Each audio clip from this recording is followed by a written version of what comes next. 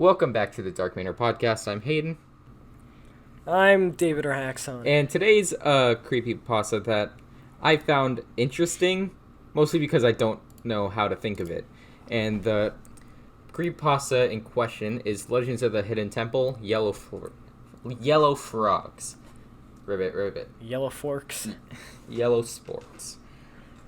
Before we get into this, I just want to say, Dark Harvest uploaded recently. Yeah. Twice. Like that Hell came yeah. back.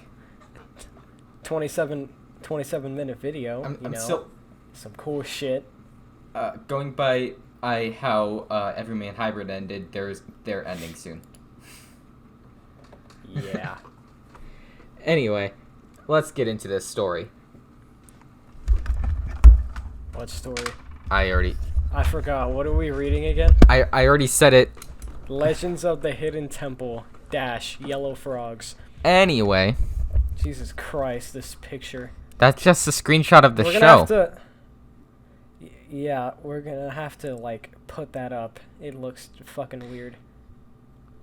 It's subtitled Olmec and Kirk Frog. Anyway, most viewers are unaware that there was a seventh team that was in the true original pilot episode. The Yellow Frogs were the seventh team. The team featured a golden yellow t-shirt with a dark green frog for its iconic symbol. This made the team stand out as all the other teams had a yellow logo on their colored shirt. The thing is, I don't remember shit about this show. I don't remember that it fucking existed. I haven't seen an episode of this show, but all I remember is that they've been poking fun at the show recently.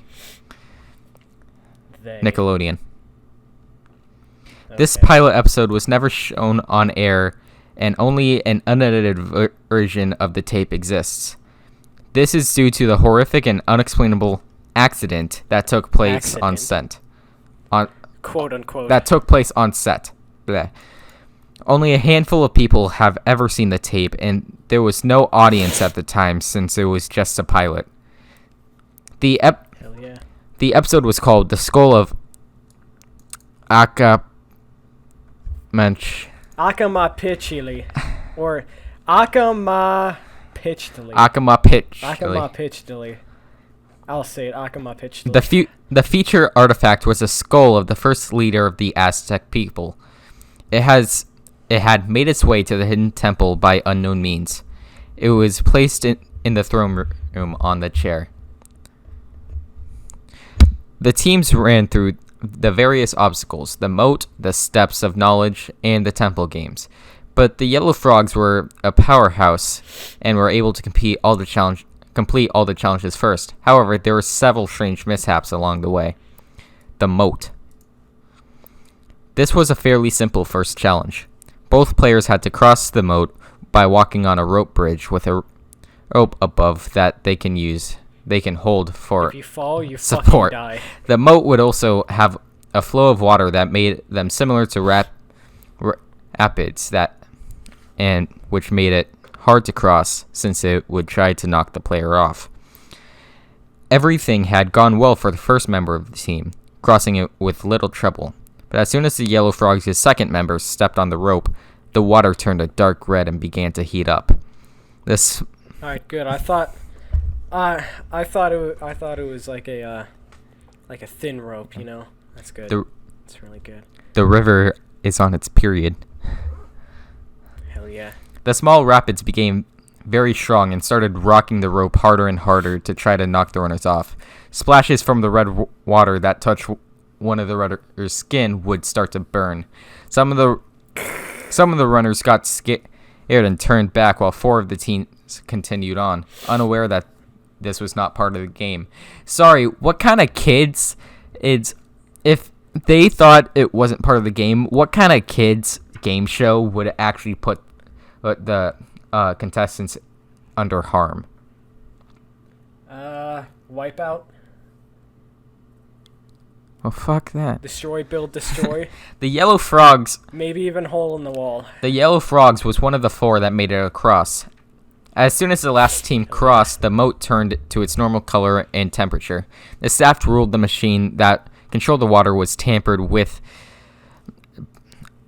The staff ruled that the wanna hear it? machine that controlled the water was tampered with, but the video surveillance did not show anyone around the machine. The steps of knowledge. The burns were not that bad, and thanks to the waivers that the parents had signed, they could not be held liable for any physical damages to the kids. See, that's also why they didn't really care that the kids were being burned. They signed waivers. If they were damaged, fuck it. The producers decided to carry on. At the steps of knowledge, the teams No, it's called the steps of knowledge. the teams were provided a story about the skull of say it Akama Peachly. by Olmec, just as any other episode of the show. At first, Olmec was acting normal while telling the tale of. Akama Peachly. However, whenever Olmec spoke of his great leader's name, the big stone-faced statue would slowly power off with his mouth wide open, speaking in a lower tone that sounded demonic. Raviol. Ravioli. They would have a few staff members run over to check the malfunction and have to restart Olmec. After the third time that the stone face spoke its name and its mouth open wide, a large group of Cyclocosmi. Hold on. Cyclocosma spiders came sprinting out of the mouth and began to attack the nearby staff. Hold on. I'm gonna look this up. What the fuck is a Cyclocosmia spider? You can keep going, but like.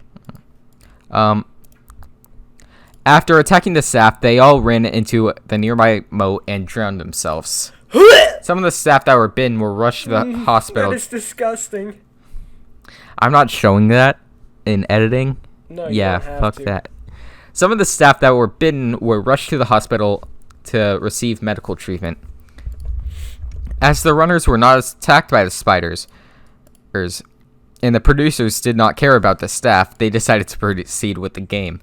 The remaining staff members were able to get Olmec turned back on it and continue the story. As Olmec finished the story, his huge red eyes began to cry the same red water as it had been on the moat. Right as he spoke the last word of the story, his eyes burst into flames. The staff ran over to put the flames out and investigate the red water. It looked and smelt exactly like blood.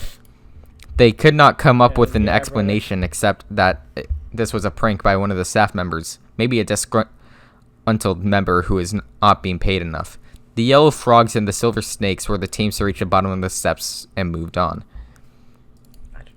The Temple Games. The Temple Games were about the same as any other episode. Physical obstacles that related to the artifact of the episode. Nothing out of the ordinary happened to the actual games, but there's something eerie in the air. Random sounds started to come from the temple, such as birds chirping and frogs croaking. Ooh, spooky. One of the children thought they had saw something move around in the temple, but they could only make out a shadow of a person. The temple had already been set up for the temple run, so all the remaining staff were out in front helping, and there should have been no one inside the temple. God, I hate spiders. The host sent a few staff members to take a look to make sure that it wasn't some staff member or one of the children who got lost running around. But all they could find were that all the doors were open when they had originally been shut. The Yellow Frogs had won on the second and third temple games, making them the winners.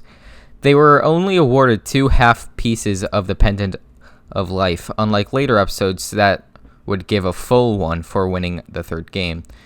This would mean the second runner would have no Pendant of Life going into the temple, and if they were caught, it would be game over instantly without a way to protect themselves.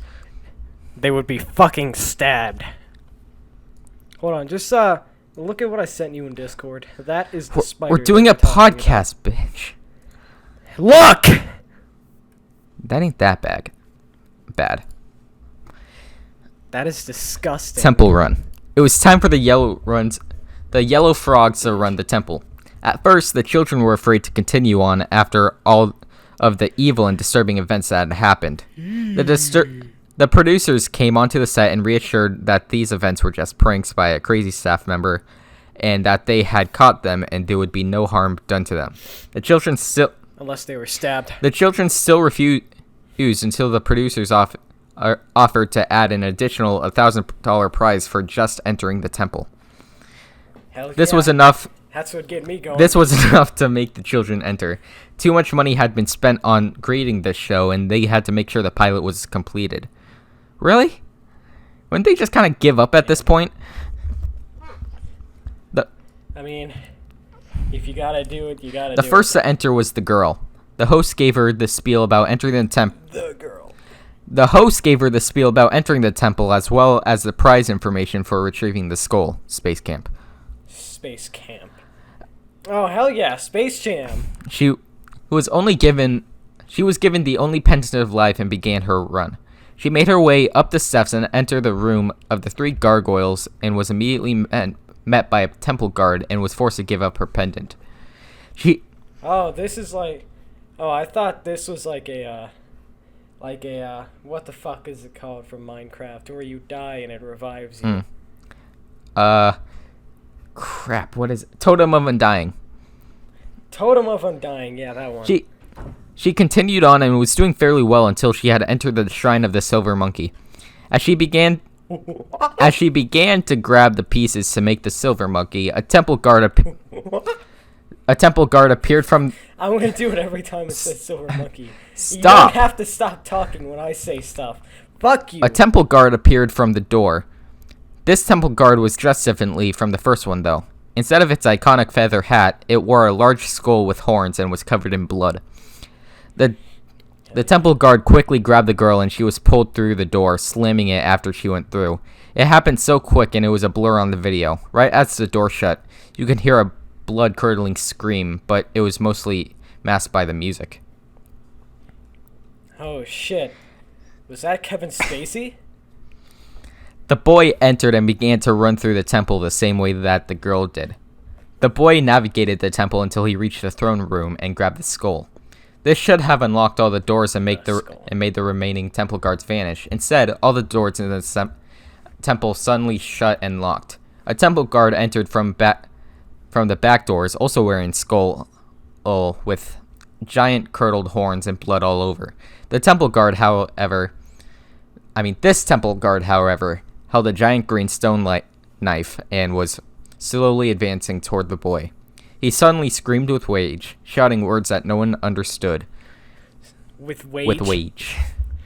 He screamed at me with wage. Oh no. He attacked the boy with his giant knife, but the boy ran through the back doors and the guard chased after. As soon as they were through, the doors slammed together and another blood-curdling scream was heard. What I want to fucking know, they hear this shit, and no one, does anything? Are you fucking kidding me? The host ran to the back of the temple in fear that the children were hurt while the staff called the police. When the host arrived, there was one of the members of the camera crew. When the host arrived with one of the members of the camera crew, all they found was 2 sets of human bones and skulls to match. Both were wearing the yellow frog shirt. The artifact was nowhere to be found, and there was no place for anyone to hide back there. The temple guards had also vanished. How the fuck? There are 2 things. One, they had those, planned there the whole time. And kidnapped the fucking kids somehow. Or 2, they somehow skinned those children extremely fast and cleanly. The police showed up and investigated the scene. They figured it had to be some hoax or type of prank by the children and staff, because even if the children were murdered, they would not suddenly turn to bones. It was obviously a setup. They took the bones to a forensic analyst to begin to search the studios for the children to arrest them. What? To arrest the children? Arrest kids for playing a prank. Yes, that is how that works. The analyst who investigated the bones was able to determine that they were real human bones and they all matched the children. How do kids, I'm going to guess, the oldest to be 12, how are these kids smart enough to do any of this shit and get older people to quote-unquote murder them and fake all this real seemingly this seemingly real shit? How do these kids do that? As a Anyway, fucking prank. police still believed it to be a prank, but they refused to give out any additional information to the public. The missing children have not been found to this day. Aftermath. Yep, it was all fake. Aftermath. In order to keep it from the media, the show producers had to pay off everyone to keep quiet, including the parents. They also retired the Yellow Frogs team by burning the shirts as evidence, so that no one would ever find out about the events that happened. Some say that the skull was the true skull of, Akama Pichli. and that by bringing it into the temple, it made the temple cursed.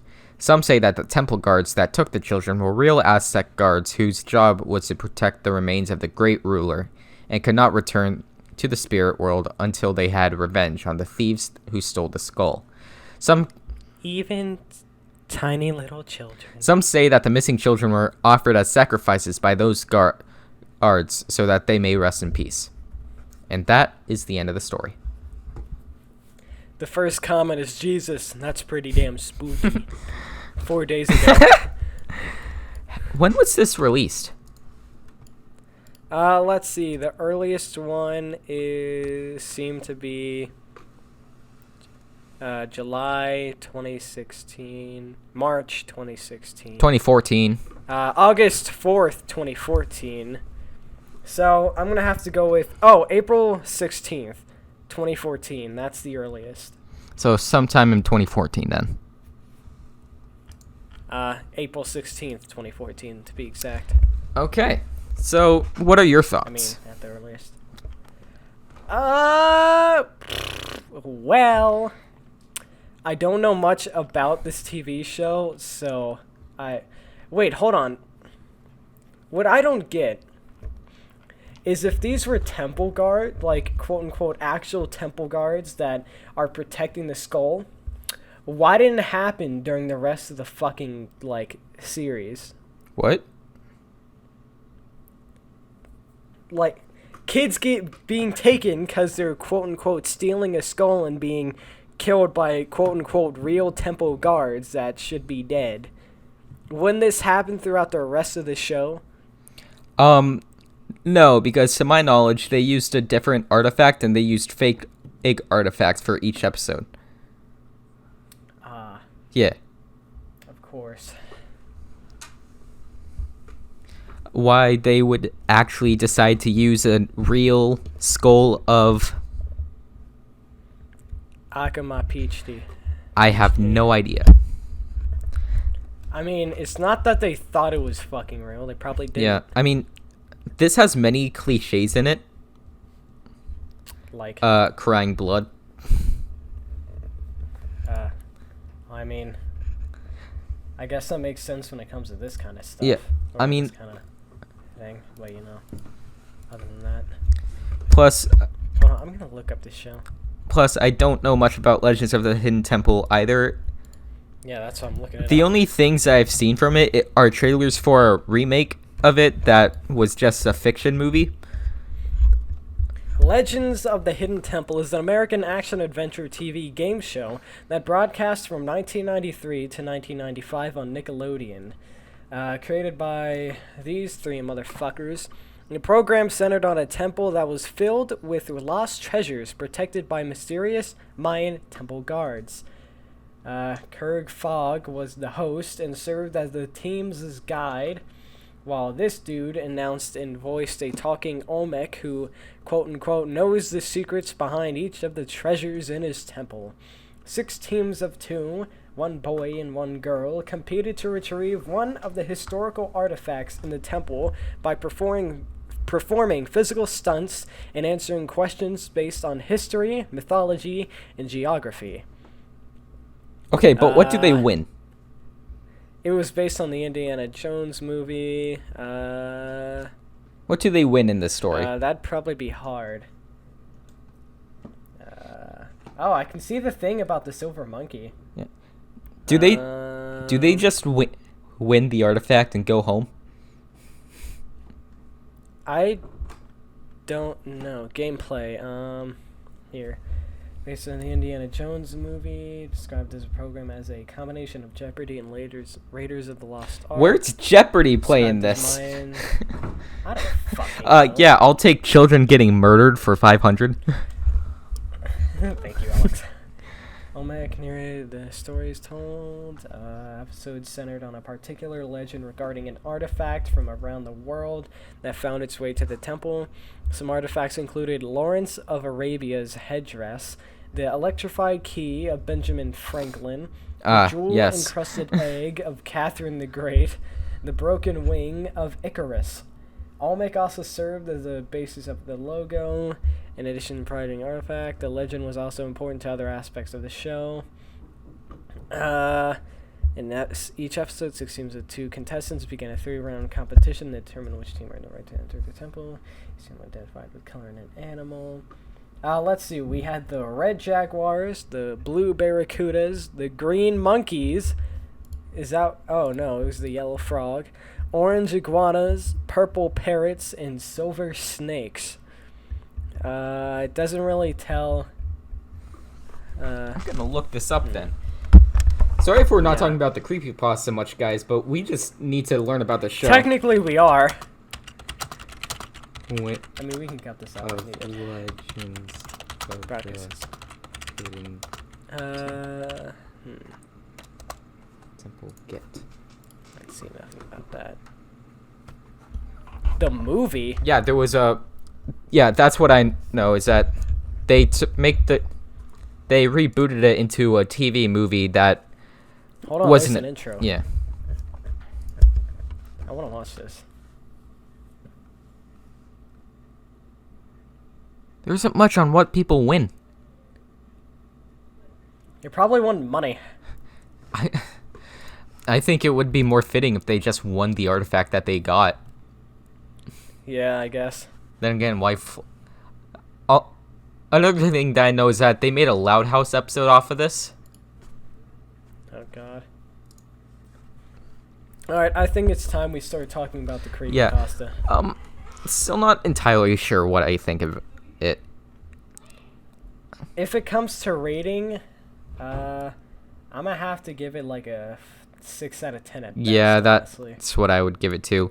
I will say this, it's probably better than most Lost Episode creepypastas. I mean, I guess. Because honestly, I don't really Because a lot of Lost Episode creepypastas try to be like Dead Bart or Suicide Mouse, but yeah. and they just fail and make cliches of themselves. Yeah. This one tries to be something new, I think. Mm-hmm. Not entirely sure. Honestly, I think this was back in 2014, right, when this first came out? Yeah, I'm guessing. This is... Honestly, I think this was probably one of the first, like, Lost Episode kind of things anyways, if it went back that far. No. Squidward Suicide Yes. came out a long time ago. Not 2014. And when was that? I'm guessing like 2012? Yeah, like Lost Episode. Yeah.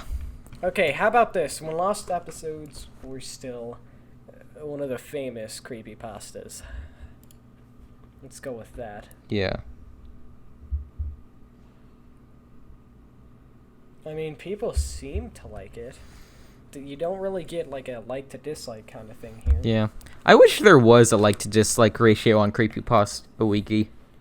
Oh, one guy put, this story would have been better if it was a realistic accident and not just another supernatural ghost and stuff causing all of this, because that made the story goofy. Yeah, I think that would, like, it would add a bit more spook if it was like a realistic accident. Listen to this. I was drawn in by the title. I used to love this show. The story, however, was hopelessly and painfully goofy. No attempt was made to make it seem even a little bit realistic. Without that, a Lost Episode pasta is nothing. Yeah, but I mean, it's got to be better. It's got to be better than most either Lost Episode creepypastas or .exe creepypastas. Yeah. Here's another one. An interesting concept for sure. As soon as I saw the title, I was drawn into it. Unfortunately, the story didn't live up to my expectations. There were a few spelling mistakes, which I looked past, but this cliche events, water turning red, Olmec crying blood, no evidence, etc., were too distracting and ruined the spookiness. It would have been better to keep it more subtle and give the reader a feeling that something wasn't right. Still, it has potential and I'd like to see a revised version. 6 out of 10. Yeah. Yep, I agree with that. Here's just a random one. It seems unlikely that something of this caliber would happen because there are historical flaws. Firstly, the Aztecs haven't been around for thousands of years, so it seems rather cliche. Secondly, in the end, the story falls victim to the no survivors of the event cliche, which has been done to death.